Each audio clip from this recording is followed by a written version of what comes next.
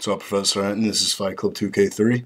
I'm shooting a video in response to speculative philosophical questions, your most recent video.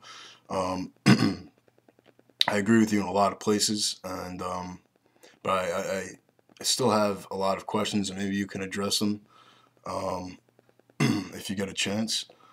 Now, when you say that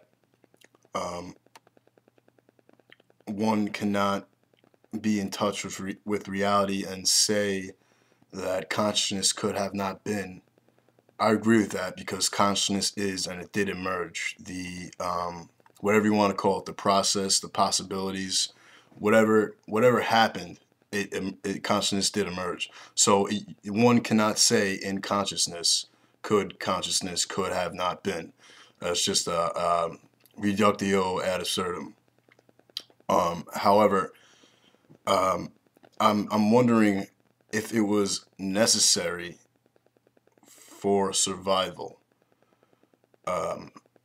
if it was a necessity at all. I mean, the conditions that bring about evolution are usually harsh, painful, full of suffering, and a lot of, say, life forms within a species must die in order for an evolved response from the organism to integrate itself into its environment. Maybe that's how consciousness evolved. I'm not sure, and I can't say one way or the other. But I can question the necessity of consciousness, because as a part of nature, since we are nature, we are of this planet, one can observe a lion does not have consciousness, and it does not need consciousness to actively know and to actively act upon his instinct to hunt and kill the gazelle in order to survive. Now, from that standpoint, we can say there are life forms in nature that are part of nature as just as much as we are, that do not have consciousness and are surviving, have survived millions and millions of years. Sharks, for instance. Now, getting to the human mind and the human being, I think the consciousness that is in question is wholly dependent upon the human mind. Now, it's absurd for me to say, well, could there have been possibilities where consciousness did not arise? I mean, that's absurd. However, if we take your tenet to the extreme, does that imply, or can we entertain that means consciousness will always be here? Can we say that consciousness will be in the future? I don't think we can. I think it depends on the human, and the human depends on its environment, our environment, the world, and the world as it is. If the tilt of the Earth's axis moves by, a degree or two, we will not be here. Now, can we speculate that, consciousness will arise in some new way? Maybe, but we can never know. So I was just, taking the question, I guess, to its extreme limits.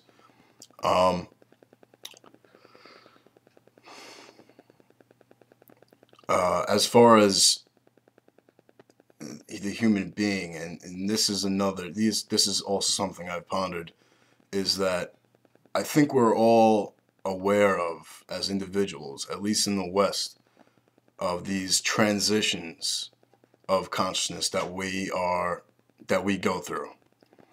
For instance, when I was a kid, I never thought about being different from other people. I was just a child, a kid, having fun, and people were me.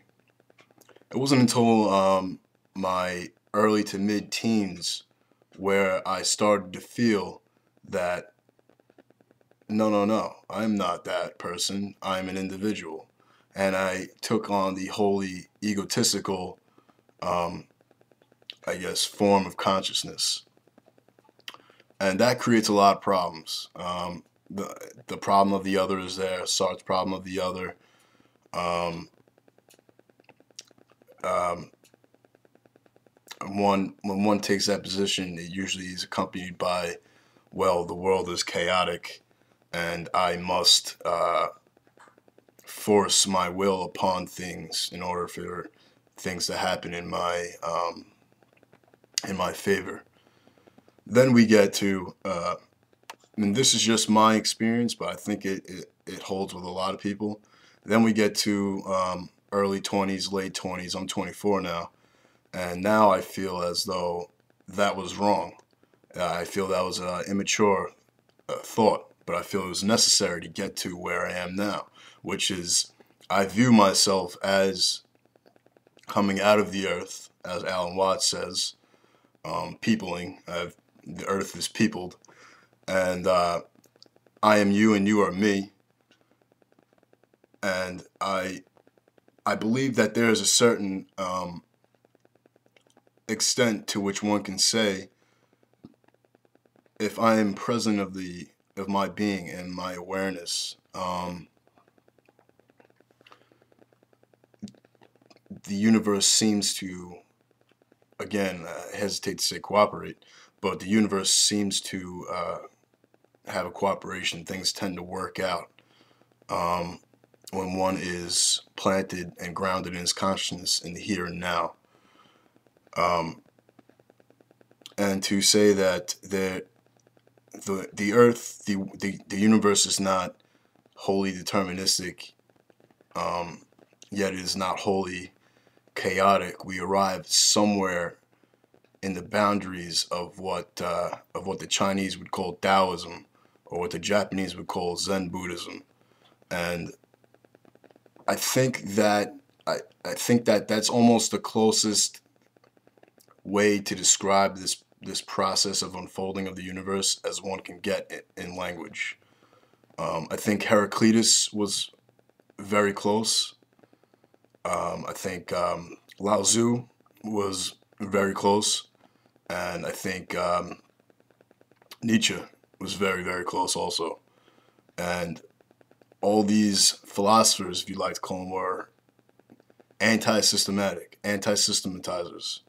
But they did posit, and they had to posit a system to communicate what they wanted to say.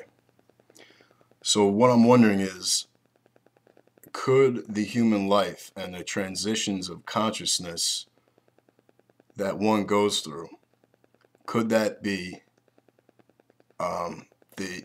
the universe's process and conditioning under a microscope? Are we not places in time of the universe that is aware of itself and experience itself subjectively within a grand scheme of a process that is unfolding? And that also brings up the question of Heidegger's design, because and this kind of goes along with it too, there's a certain pattern there.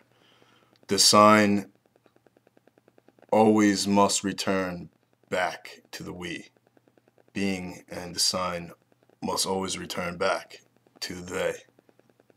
And I'm wondering if there is not a needed balance of a faith in a universe that will reward or work with a person who does not try to impose judgments and desires upon it, but lives his life as a bodily, almost like a predator in making choices to create his life, but at the same time allowing the room for error, allowing the room for the past that has been, to let go of that and realize that that is not you anymore, and the future is not you at all.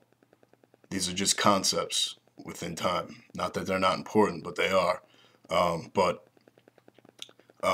when you get down to the nitty-gritty of this balance between the egotistical I and the all-encompassing we, um,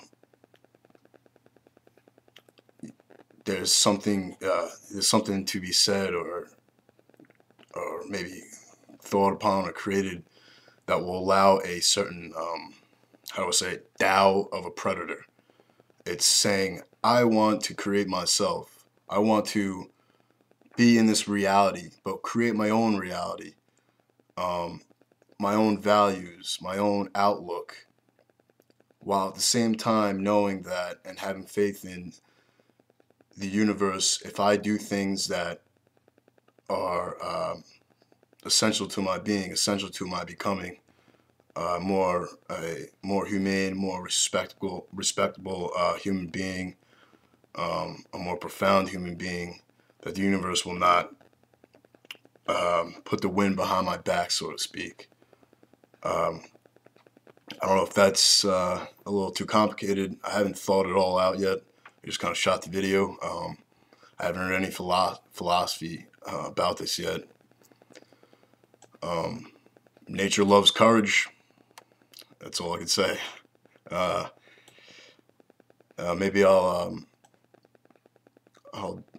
do some writings on this and see if I can't maybe clear this up between the Western and Eastern traditions, phenomenology, and the embracing of the Tao, of the Tao by the East. All right, that's all I got.